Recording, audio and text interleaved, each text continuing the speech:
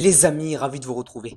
Aujourd'hui pour une nouvelle vidéo et dans cette vidéo, on va parler du Paris Saint-Germain. Décidément, ces derniers temps, on parle beaucoup des mastodontes européens. On a parlé de Manchester City ce week-end et aujourd'hui, on va parler d'un autre mastodonte européen qui traverse des zones de turbulence. On va évoquer le Paris Saint-Germain. Je me suis muni de mes traditionnelles notes, une vidéo d'à peu près 10 minutes pour faire l'état des lieux de ce qui se passe du côté du Paris Saint-Germain. Alors comme à mon habitude, je vais dresser une mise en contexte. Le PSG est actuellement leader de la Ligue 1 avec 7 points d'avance sur son nouveau dauphin depuis hier, l'Olympique de Marseille. Et j'en profite pour vanter les mérites de mon club. L'OM est deuxième de Ligue 1 ce lundi évidemment. Et malheureusement en Ligue des Champions, ça va un peu moins bien pour les hommes de Luis Enrique qui sont 25e de la saison régulière et qui sont donc pour le moment éliminés de la Ligue des Champions. Donc maintenant qu'on a fait cette introduction, qu'on a retracé un peu quelle était la situation comptable du Paris Saint-Germain dans les différentes compétitions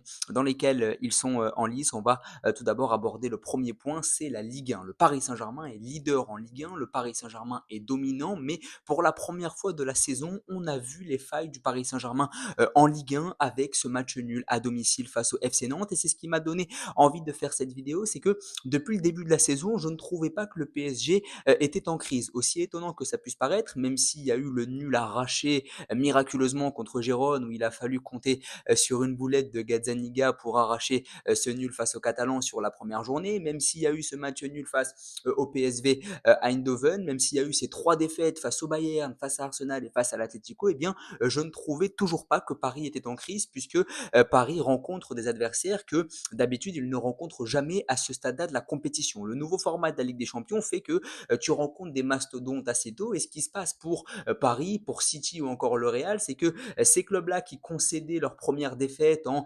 février, en mars, souvent en Ligue des Champions, quand ils commençaient à se frotter aux grosses équipes, eh bien, ils les concédaient aussi tard, tout simplement, puisqu'avant, le concept de la phase de poule faisait que tu affrontais des équipes plus faibles que toi jusqu'à février. C'est en février que les mastodontes européens commençaient à perdre. Et le fait de voir City, Paris ou le Real perdre aussitôt, perdre autant de matchs, oui, évidemment, il y a une crise chez ces clubs-là, mais c'est aussi dû au fait que ces clubs-là affrontent des grosses équipes beaucoup plus tôt dans la saison. Et je trouvais que jusque-là, Paris était dans un format qu'il ne connaissait pas, c'est-à-dire affronter des mastodontes européens assez tôt dans la saison. Et je trouvais que perdre face à l'Atlético, perdre face au Bayern ou encore face à Arsenal, c'était pas dramatique. Mais jusqu'à ce week-end. Ce week-end, je me suis rendu compte que Paris était peut-être enlisé dans une crise beaucoup plus profonde qu'il n'y paraît avec ce match nul un partout à domicile face à Nantes et puis des articles qui sont sortis et qui font état de certaines tensions au sein du vestiaire avec un Luis Enrique qui a peut-être perdu son groupe. Donc pour le moment, le Paris Saint-Germain est leader de la Ligue 1 avec 7 points d'avance sur l'OM. D'ailleurs, ça a bien fait les affaires du club de la capitale que l'OM s'impose face à Monaco, puisque si Monaco avait battu l'OM, eh bien, les Monégasques seraient revenus à 4 points du Paris Saint-Germain, ça aurait été un peu plus inquiétant. Mais là, le fait que Marseille s'impose face à Monaco, ça permet à Paris d'avoir quand même un peu d'espace avec 7 points d'avance sur leurs deux dauphins que sont l'OM et Monaco. Mais c'est vrai que face à Nantes, et ça c'est le premier point, jusque-là, je ne trouvais pas que Paris était en crise puisque ce sont des défaites, je ne vais pas dire qui sont logiques, mais qui peuvent s'expliquer par cette saison qui est nouvelle, hein, avec un nouveau format de la Ligue des Champions. Mais à partir de ce week-end, je me suis rendu compte qu'il y avait peut-être une crise un peu plus profonde. Donc avec cette 25e place aussi en Ligue des Champions et le fait de jouer les gros d'entrée. Alors moi je trouve par rapport au collectif, et ce sera mon prochain point, je trouve que le collectif du Paris Saint-Germain fonctionne plutôt bien. En Ligue 1, on a un collectif qui fonctionne très bien. Je rappelle que depuis le début de la saison, il y a quand même eu pas mal de cartons offensifs pour le Paris Saint-Germain, une victoire haut la main au Vélodrome, il y a eu un 4-2 face à Angers encore très récemment. Donc on a quand même une équipe du Paris Saint-Germain qui a un potentiel offensif en Ligue 1, on a un collectif qui fonctionne plutôt bien avec ce concept de Luis Enrique de jouer sans individualité forte. Alors on a Bradley Barcola qui sort vraiment du lot en Ligue 1, mais je ne dirais pas que Barcola porte le PSG en Ligue 1. Je trouve qu'en Ligue 1, les buts sont quand même plutôt bien répartis. Je trouve que tout le monde participe quand même à l'œuvre collective sur la scène nationale. Le problème, il vient lorsque tu joues en Ligue des Champions. Je trouve tout simplement que cet effectif du Paris Saint-Germain est beaucoup trop limité. Et je ne jetterai pas la pierre à Luis Enrique par rapport à ça. Je trouve même que Luis Enrique a réussi quand même à donner une structure collective assez forte à ce groupe-là qui est malheureusement limité. Je rappelle quand même que le Paris Saint-Germain joue sans vrai gardien. Ils ont 3 gardiens d'un niveau plutôt homogène moyen, c'est-à-dire que Donnarumma, Safonov et Tenas sont 3 gardiens de bon niveau, mais ça reste moyen par rapport à ce qui se fait ailleurs en Europe, par rapport à Neuer, par rapport à Oblak, par rapport, si je vais à Arsenal, donc les adversaires que Paris a joué par rapport à David Raya, ça reste quand même plutôt limité. Donc, tu n'as pas de vrai gardien, tu n'as pas de valeur sûre au poste de gardien. Et Dieu sait que depuis le début de la saison, ça t'a fait perdre des points en Ligue des Champions. Tu as perdu face à Arsenal à cause de Donnarumma. Face au Bayern, Safonov est fautif sur le but, même si sur le match, il n'est pas catastrophique non plus. Donc, tu n'as pas de gardien très fort, ce qui pousse Luis Enrique à changer à chaque fois de portier. Tu n'as pas de numéro 9. Kolo Muani est zappé par Luis Enrique parce qu'il ne correspond pas au style de jeu prôné par le technicien espagnol. Gonzalo Ramos a été longtemps blessé. Là, il revient et c'est peut-être le nouvel espoir du Paris Saint-Germain d'avoir enfin quelqu'un capable de marquer des buts. Mais depuis pas mal de temps, tu es contraint de jouer sans numéro 9, même si Luis Enrique m'a l'air d'apprécier ce format de jouer sans numéro 9. Mais si les ailiers sont pas décisifs en Ligue des Champions, c'est compliqué de jouer sans numéro 9. Et on en vient donc à la question de Bradley Barcola et Ousmane Dembélé. Barcola et Dembélé sont très performants en Ligue 1 puisqu'ils sont largement au-dessus de ce qui se fait dans notre bon vieux championnat, mais dès qu'on arrive en Ligue des Champions, eh bien, ces joueurs-là se heurtent à des limites évidentes qui sont que malheureusement, je ne pense pas que ces mecs-là aient le niveau. Je pense que Barcola, pour le moment, il n'est pas arrivé suffisamment à maturité et je pense que Dembélé a besoin d'un autre grand joueur à côté de lui. Quand Dembélé a brillé dans sa carrière, c'est à chaque fois parce qu'il avait Bappé, l'année dernière par exemple, Bappé même en équipe de France, ou si je vais au Barça, il avait Messi, il avait Suarez. Donc je pense pas que Dembélé puisse porter une attaque tout seul. C'est pour ça que le PSG se heurte à des limites évidentes. C'est pas dans la psychologie de Dembélé que de porter une équipe tout seul. Même à Dortmund, hein, il avait Aubameyang avec lui. Et Barcola est encore beaucoup trop jeune et je trouve que Barcola est foncièrement en manque de talent. Je ne pense pas que Barcola soit un talent brut. Je ne pense pas que c'est le gars qui va vraiment te faire gagner des compétitions, notamment en Ligue des Champions. Je pense que c'est un bon joueur de collectif. C'est un gars qui est capable de marquer des buts, qui est capable de bien gérer son 1 contre 1, mais c'est pas celui qui va porter ton équipe. Et d'ailleurs, ça tombe bien. Luis Enrique a souvent dit que Barcola n'était pas l'individualité forte du Paris Saint-Germain, hein. De toute façon, Luis Enrique, lui, voulait créer une structure très forte, évidemment, par rapport à ça. Mais si on reprend par rapport à la Ligue des Champions, tu perds face au Bayern, tu perds face à Arsenal, tu perds face à l'Atlético, c'est pas déconnant. Tu perds face au Bayern parce que Safonov se trouve, mais sinon, s'il n'y a pas ça, c'est 0-0 puisque le Bayern est au moins aussi mauvais que toi sur ce match-là. Je rappelle que le Bayern n'a pas eu à forcer son talent face au PSG. Tu perds face à Arsenal. Oui, Arsenal est largement meilleur que toi et même sans les boulettes de Donnarumma, tu aurais peut-être perdu, mais tu t'en sors quand même avec un 2-0 à l'Emirates et à chaque fois sur une boulette de ton gardien. Donc on voit que le problème à chaque fois, il n'est pas défensif. Le problème du Paris Saint-Germain est systématiquement offensif avec un manque de talent criant devant, puisque la structure défensive du Paris Saint-Germain, elle n'est pas mauvaise. T'en prends deux contre Atletico, t'en prends deux contre Arsenal, t'en prends un contre le Bayern. Si c'était une équipe aussi mauvaise qu'on le dit, ils en auraient pris beaucoup plus face à ces équipes-là. Je rappelle quand même qu'Arsenal, c'est une équipe qui dispose d'une ligne offensive avec énormément de talent. Donc je pense que le problème, il se situe offensivement avec ce manque de talent. Je pense que Barcola et Dembélé ne sont pas faits pour porter le PSG sur les épaules en Ligue des Champions et dû au fait que tu n'as pas de numéro 9 pour finir les actions.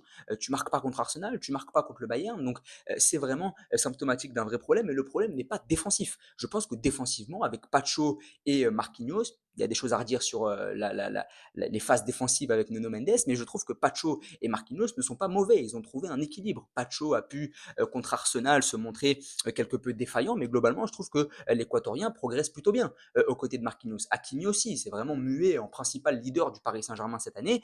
On y reviendra un peu plus tard, mais ce PSG est aussi en mal de leader. Donc c'est vrai que le problème n'est pas défensif.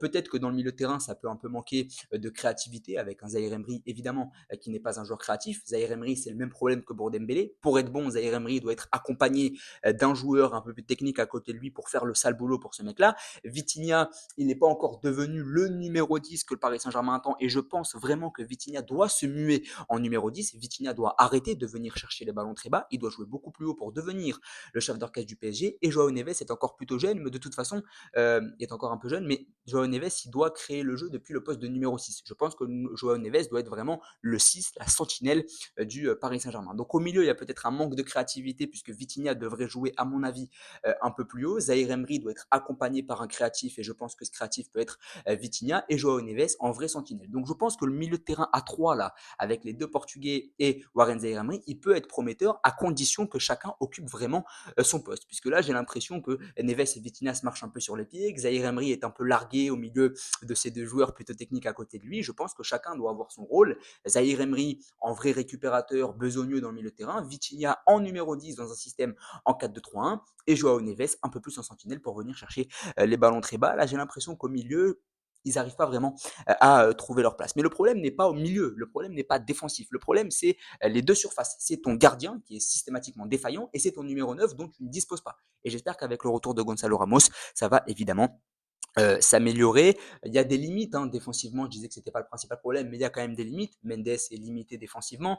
Pacho, il n'a pas encore l'ossature qu'il devrait avoir, mais je pense qu'il va continuer à progresser. Et c'est aussi que cette équipe, elle est beaucoup trop jeune. Et je pense que le pari du 100 star de Luis Enrique, il n'est pas mauvais à la base. Beaucoup de supporters du PSG en avaient marre de voir des stars qui ne courent pas avec Mbappé, Messi, Neymar. Là, tu as des joueurs qui sont moins talentueux, mais qui ne lésignent pas sur les efforts. On a vraiment des joueurs qui aiment l'équipe, qui aiment le collectif. Barcola, Dembélé, je ne doute pas de leur bonne foi, mais c'est moins talentueux qu'avant et je pense que Paris doit s'adapter. Avant, tu avais des joueurs extrêmement talentueux qui ne faisaient pas les efforts et qui se fichaient du collectif, qui étaient simplement trois individualités très fortes. Comme le disait très bien Thierry Henry, c'était le 7+3. Aujourd'hui, tu as 10 joueurs, mais tu as un peu moins de talent et je pense qu'il faut s'adapter par rapport à ça. Il ne faut pas oublier aussi que tu as affronté des équipes qui sont meilleures que toi. Le Bayern, Arsenal, l'Atlético, c'est quand même des équipes qui sont meilleures que ce que je vois aligné dans le 11 du PSG à chaque match en Ligue des Champions. Et il ne faut pas oublier non plus que ça n'est que la deuxième saison de Luis Enrique et seulement la première dans le projet sans star. Donc il faut aussi être quelque peu patient. Le top 8 c'est mort, mais tu peux encore tout à fait accéder au barrage, d'autant plus que les prochains adversaires seront quand même plus abordables que ceux que tu as eu jusque-là. Mais ma seule crainte, c'est que Luis Enrique ait perdu son groupe. J'ai peur que le coach espagnol ait perdu son groupe à force d'expérimentation, à force de pression, à force de sorties médiatiques quand même qui peuvent piquer certains joueurs. J'ai peur qu'il ait perdu son groupe. Mais si Luis Enrique n'a pas perdu son groupe, il est tout à fait capable d'insuffler une nouvelle dynamique avec des adversaires en Ligue des Champions qui seront plus abordables, la possibilité de se qualifier encore et un collectif, comme je le dis encore une fois, il n'y a pas tout à jeter. Le collectif du PSG n'est pas mauvais. Depuis le début de la saison en Ligue 1, je vois vraiment des démonstrations collectives du Paris Saint-Germain. En Ligue des Champions, tu as affronté des adversaires plus forts que toi puisque tu n'en es qu'au début de ton projet, tu n'en es qu'au balbutiement et surtout ça manque foncièrement de talent pour le moment, mais le jour où tu auras poli tous tes diamants, donc Joao Neves, Pacho, Barcola, qui sont encore des joueurs qui peuvent progresser, je pense vraiment que tu auras passé un cap. Donc je ne serai pas aussi pessimiste que les supporters du Paris Saint-Germain. Ça manque un peu de talent, mais le projet sans star, ça peut tout à fait fonctionner. En tout cas, n'hésitez pas à me dire ce que vous en avez pensé, à vous abonner, à liker et à partager. Merci beaucoup.